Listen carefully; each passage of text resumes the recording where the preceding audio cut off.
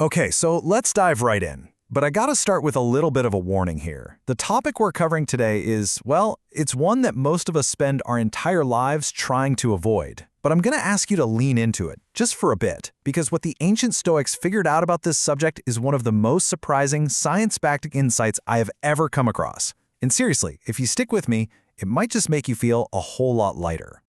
So this is it. This is the big, paradoxical question for today. It just sounds completely wrong, doesn't it? I mean, our entire culture is pretty much built on dodging this thought. But what if the Stoics were onto something? What if remembering our own mortality isn't morbid at all, but is actually a key to living a calmer, more present life?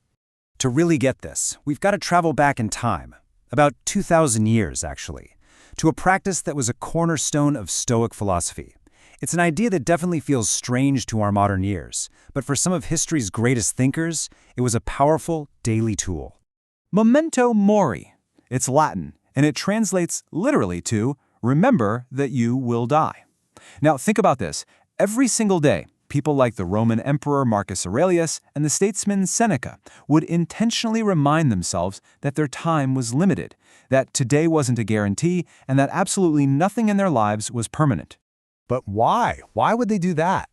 Well, it wasn't about being gloomy. The goal was the exact opposite. It was like a mental reset button. Remembering the big picture, the final deadline, made them way more present. It sparked this genuine gratitude. It made all the little daily frustrations, a rude comment, a plan that falls apart, seem tiny and insignificant. It was a tool for appreciating what they had right then and there. Okay, so that's the old school philosophy. But how in the world does that connect to what we know about the brain today? Well, it turns out this ancient practice is the perfect medicine for a very modern problem, a biological trap that I like to call the clinging cortisol loop. So here's the core of it. Our nervous system, especially that primal, emotional part, what the source material calls the child brain, has this tendency to just grab on for dear life to things that are already gone. A relationship that's over, a time in our life we can never get back, a future we had all planned out that just didn't happen. To that part of our brain, any kind of loss feels like a life or death situation. And boom, that feeling of danger kicks off this miserable, exhausting loop in your head. And usually starts with this protest against reality, a thought that sounds something like, it should not have ended. Our brain is literally arguing with the past, just refusing to accept what's already happened. And from that protest, the loop just ramps up. The thought turns into this desperate demand. I need it back. Now, this isn't just a casual wish. This is your nervous system screaming that a vital survival resource has been lost, and you have to get it back no matter what. And the whole thing wraps up with the thought, I am not safe without it. This cycle, it absolutely floods your system with the stress hormone cortisol. It's one of the most draining things your nervous system can possibly do. And this loop can run in the background for years, sometimes even decades, keeping you completely and totally stuck. So, if we're caught in that exhausting biological loop, how do we get out? How do we flip the switch? This is exactly where that ancient Stoic practice comes in, like a powerful medicine for the modern nervous system. Seneca he absolutely nailed it here. He argued that most of our anxiety comes from trying to own things that were only ever on loan to us. People, our jobs, our plans. We treat them like they're ours forever. But he says the only thing that is truly ours is our time, this present moment, and how we decide to use it. Marcus Aurelius gave us a specific technique for this, which he called negative visualization. And trust me, it's way gentler than it sounds. Here's how it works. First, you think of something in your life you really truly love. A person, maybe just your morning cup of coffee. Second, for just a moment, you gently imagine it's gone. And third, and this is the absolute key, you come back to the present and realize it is still here. That moment of return, that's neurologically powerful. It's one of the fastest gratitude switches we have. And why is that? Because your brain literally cannot feel genuine gratitude and be freaking out on high levels of cortisol at the exact same time.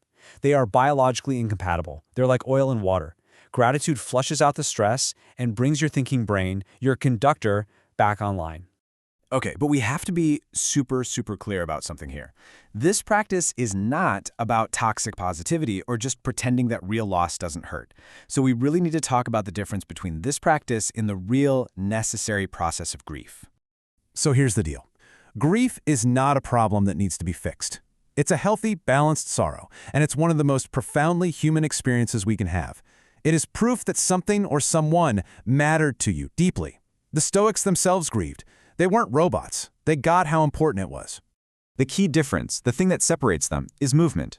Healthy grief moves. It comes in waves and it softens over time. It lets you be present again for what's still here.